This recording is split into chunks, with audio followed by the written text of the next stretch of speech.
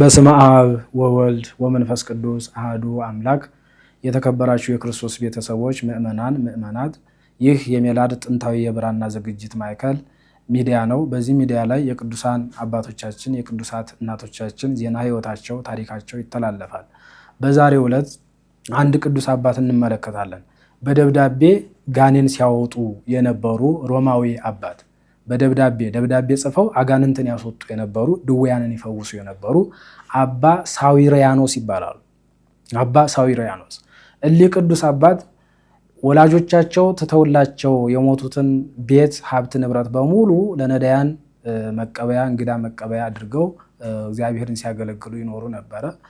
እንግዲህ በዘመናቸው እጅግ በጣም እግዚአብሔርን የሚወዱ አባት ስለነበሩ በመንፈሳዊ ብቃታቸውም እጅግ የላቁ አባት ስለነበሩ ድውያን ታመው ሳለ አጋንንት አድረውባቸው ሲያስጨንቋቸው በአካል ሳይገኙ ደብዳቤ ብቻ ጽፈው በመላክ የጻፉት ደብዳቤ ሲነበብ አጋንንት ይወጡ ነበር።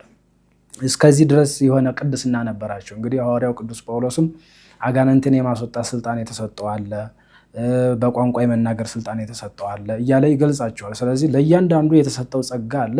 ለእኒህ ቅዱስ አባት ደግሞ አጋንንትን የማስወጣት ጸጋ ነው የተሰጣቸው። አጋንንት ሲያስወጡ ደግሞ በቃል ተናግረው በመስቀላቸው ባርከው አውግዘው የክርስቶስን ስም ጠርተው ብቻ ሳይሆን ደብዳቤ ልከው ደብዳቤያቸው ሲነበብም እንዲወጣ የሚያደርጉ ቅዱስ አባት ናቸው። እንግዲህ አንድ ገብላ በሚባል ሀገር የአንድ መኮንን ልጅ ታመመች። ታማ ሳለ እኒህን ቅዱስ አባት መልእክት ላከባቸው። ልጄ ታማለች፣ ይምጡና ይፈውሱልኝ፣ አጋንንት አድሮባታል።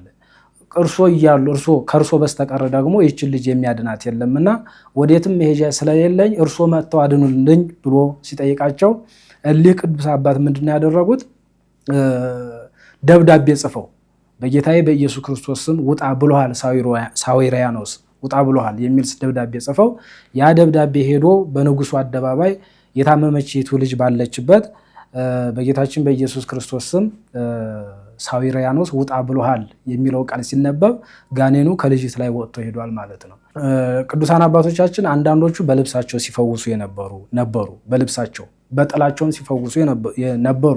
አባቶቻችን ሐዋርያት ጠዋትና ማታ ጥላው እጅግ ረጅም ይጓዛል። ጠዋትና ማታ ላይ ጨረሩ የሰው 70-80 ክንድ ያህል ርቆ ይሄዳል እንትኑ ማለት ጥላው።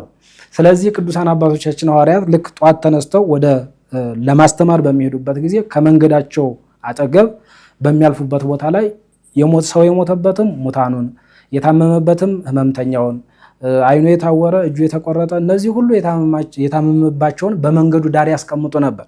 ልክ ሐዋርያት በመንገዱ ሲያልፉ ጥላቸው ሲያርፍበት የሞተው ይነሳል፣ የታመመው ይድናል። እንደዚህ እያደረጉ ይፈውሱ ነበር። ሌሎቹ በጭራቸውም ይፈውሱ ነበር።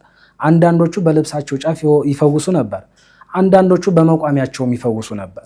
ስለዚህ እኒህ ቅዱስ አባት ደግሞ በደብዳቤያቸው ይፈውሱ ነበር ማለት ነው። ይሄ ከእግዚአብሔር የተሰጣቸው ጸጋ ነው።